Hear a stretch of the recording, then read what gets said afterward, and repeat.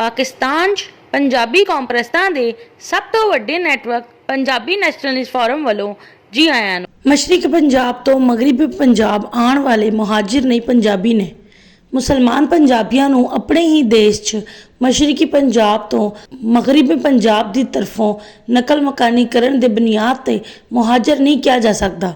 मुहाजिर तो वह होंदे ने जो अपनी ज़मीन तो पनाह के खातिर किसी होर कौम की ज़मीन पर जाके बसन, ना कि मुहाजिर वो होंदे ने जो नकल मकानी करके अपने ही देश की ज़मीन 'ਚ एक जगह तो दूसरी जगह रिहाइश इख्तियार कर लैन। यूपीसीपी के मुसलमानों ने मशरकी पंजाब के मुसलमान पंजाबियों नूं मुहाजिर करार दे के ते खुद भी मुहाजिर बन के पाकिस्तान 'ਚ खूब फायदा चुकिया। बल्कि मशरकी पंजाब तो मगरबी पंजाब की तरफ नकल मकानी करन वाले लुटे पट्टे मुसलमान पंजाबियों नूं मुहाजिर के नां ते अपने सियासी अजाइम के लिए खूब इस्तेमाल भी किया।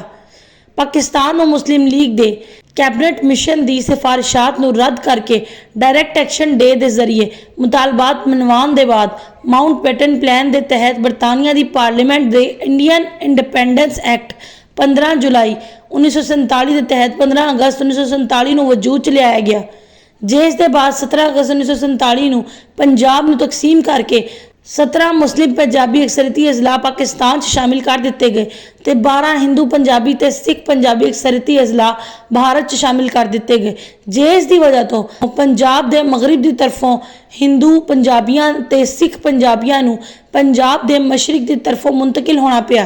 पंजाब के मशरक की तरफों मुसलमान पंजाबियों नूं पंजाब के मगरब की तरफों मुंतकिल होना पिया।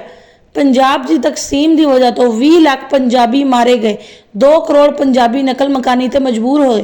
पाकिस्तान के क्याम के वेले जिस तरह पंजाब नूं मुस्लिम पंजाब ते नॉन मुस्लिम पंजाब च तकसीम किया गया, इसी तरह यूपीसीपी के मुसलमानों नूं चाहिदा सी कि यूपी ते सीपी के इलाकों नूं भी मुस्लिम यूपीसीपी ते नॉन मुस्लिम यूपीसीपी च तकसीम करवांदे। लेकिन यूपीसीपी के मुसलमानों ने मशरकी पंजाब का पड़ोसी होने का फायदा चुकिया ते एक तीर नाल 2 शिकार किते। एक तो मशरकी पंजाब ते मगरबी पंजाब की तरफों नकल मकानी करने वाले मुसलमान पंजाबियों की पंजाबी शनाख्त खत्म करके इन्हों अपने ही देश से मुहाजिर बना दिता।